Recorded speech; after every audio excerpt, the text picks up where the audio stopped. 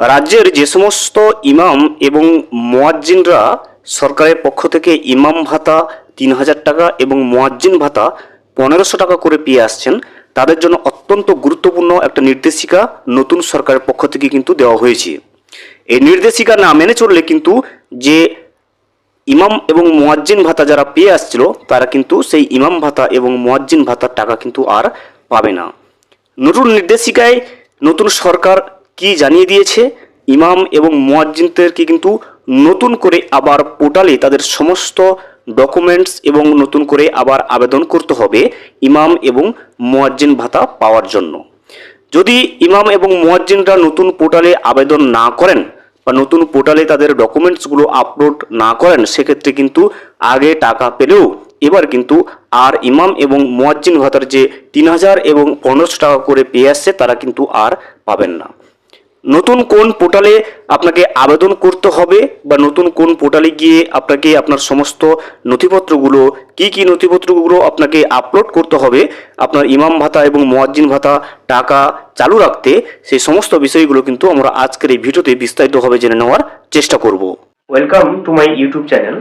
ভিডিওটি দেখার জন্য অসংখ্য ধন্যবাদ। ভিডিওটি সম্পূর্ণভাবে দেখার আগে ছোট্ট একটা অনুরোধ, যদি চ্যানেলে নতুন হয়ে থাকেন অবশ্যই চ্যানেলটা সাবস্ক্রাইব করে রাখবেন এবং নোটিফিকেশনটা অন করে রাখবেন এই ধরনের সমস্ত আপডেট কিন্তু সবার আগে পাওয়ার জন্য। চলুন আজকের ভিডিওটি আমরা বিস্তারিতভাবে দেখে নিই। সরকারি কোষাগারে টাকা বন্টনে স্বচ্ছতা আনতে এবং বেনিয়ম রুখতে বড় পদক্ষেপ নিলেন মুখ্যমন্ত্রী শুভেন্দু অধিকারী। এবার থেকে ইমাম ও মুয়াজ্জিনদের সমস্ত ভাতা কেবল একটা নির্দিষ্ট অনলাইন পোর্টালের মাধ্যমেই প্রদান করতে হবে বলে তিনি স্পষ্ট নির্দেশ দিয়েছেন। তিনি বর্তমানে রাজ্যের প্রায় ৪২,০০০ ইমাম মাসে ৩,০০০ টাকা এবং ১৫০০ টাকা মুয়াজ্জিন ভাতা কিন্তু সরকারি ভাতা পান। মুখ্যমন্ত্রী নির্দেশ দিয়েছেন এই প্রাপকদের সমস্ত নথিপত্র দ্রুত কিন্তু পোর্টালে আপলোড করতে হবে। নবান্ন সূত্রে জানানো হয়েছে, যাদের তথ্য পোর্টালে থাকবে একমাত্র তারাই ভাতার টাকা পাবেন। দেখতে পাচ্ছেন, যারা ইমাম ভাতা এবং যারা মুয়াজ্জিন ভাতা পেয়ে আসছে তাদের জন্য অত্যন্ত গুরুত্বপূর্ণ খবর, নতুন পোর্টাল চালু করেছে নতুন সরকার, শুভেন্দু সরকার। সেই পোর্টালে গিয়ে কিন্তু যারা ইমাম ভাতা এবং মুয়াজ্জিন ভাতা পেয়ে আসছে ৩,০০০ এবং ১৫০০ টাকা, নতুন করে তাদের পোর্টালে নাম নথিভুক্ত করতে হবে এবং তাদের সমস্ত নথিপত্র কিন্তু আপলোড করতে হবে। যদি আপনি আপলোড না করেন বা নাম নথিভুক্ত না করেন, সেক্ষেত্রে কিন্তু আপনি আগে টাকা পেলেও এবার কিন্তু আর পাবেন না। পরিষ্কার জানিয়ে দেওয়া হয়েছে, এর বাইরে কোনো তালিকায় টাকা কিন্তু বিলি করা হবে না। এই বিষয়ে সংখ্যালঘু দপ্তরের সচিব ডক্টর PB সেলিম জানিয়েছেন যে পোর্টালটি ১ বছর আগেই তৈরি করা হয়েছিল, কিন্তু আগের সরকারের আপত্তির কারণে তা কিন্তু চালু করা সম্ভব হয়নি। মুখ্যমন্ত্রীর নির্দেশের পর সচিব নিশ্চিত করেছেন যে দ্রুততার সঙ্গে এই পোর্টাল সচল করা হচ্ছে এবং বৃহস্পতিবার থেকে সেই কাজ শুরু হয়ে যাবে। দেখতে পাচ্ছেন, নতুন পোর্টালের কাজ কিন্তু বৃহস্পতিবার থেকে শুরু হচ্ছে এবং এই পোর্টালে সমস্ত ইমাম ভাতা এবং মুয়াজ্জিন ভাতা প্রাপকদেরকে কিন্তু অনুরোধ করা হচ্ছে নতুন করে আপনারা নাম নথিভুক্ত করুন এবং আপনাদের সমস্ত প্রয়োজনীয় ডকুমেন্টগুলো কিন্তু আপনাকে আপলোড করার কথা জানানো হচ্ছে এবং সেই কাজ বৃহস্পতিবার থেকে শুরু করা হচ্ছে।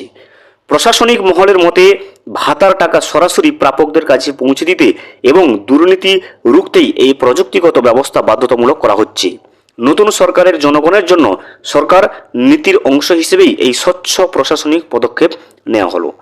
তাহলে দেখতে পাচ্ছেন যে আপনি যদি একজন ইমাম ভাতা বা মুয়াজ্জিন ভাতা পেয়ে থাকেন, সেক্ষেত্রে বৃহস্পতিবার থেকে নতুন পোর্টাল চালু করা হচ্ছে। সেই পোর্টালে সমস্ত ইমাম ভাতা এবং মুয়াজ্জিন ভাতা প্রাপকদেরকে কিন্তু নতুন করে নাম নথিভুক্ত করতে হবে এবং সমস্ত ইমাম এবং মুয়াজ্জিন ভাতা প্রাপকদের তাদের প্রয়োজনীয় ডকুমেন্টসগুলো আপলোড করতে হবে নতুন পোর্টালে।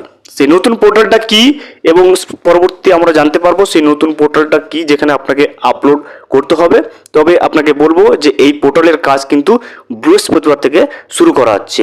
সংশ্লিষ্ট যে কর্তৃপক্ষ আছে সেই সংশ্লিষ্ট কর্তৃপক্ষের কাছে গিয়ে কিন্তু আপনি জানতে পারবেন নতুন পোর্টালটি কি রয়েছে এবং সেই পোর্টালে আপনি যদি নিজে পারেন তাহলে আপনাকে করে নিতে হবে, না হলে কিন্তু যে কোনো সাইবার ক্যাফে গিয়ে কিন্তু আপনি সেই নিজের নাম নথিভুক্ত এবং আপনার প্রয়োজনীয় ডকুমেন্টসগুলো আপলোড করে নিতে হবে ইমাম ভাতা এবং মুয়াজ্জিন ভাতা পাওয়া চালু রাখতে। ভিডিওটি সম্পূর্ণভাবে দেখার জন্য অসংখ্য ধন্যবাদ। এখনো পর্যন্ত যদি চ্যানেলে নতুন হয়ে থাকেন এবং সাবস্ক্রাইব না করে থাকেন অনুগ্রহ করে চ্যানেলটা সাবস্ক্রাইব করে পাশে থাকবেন।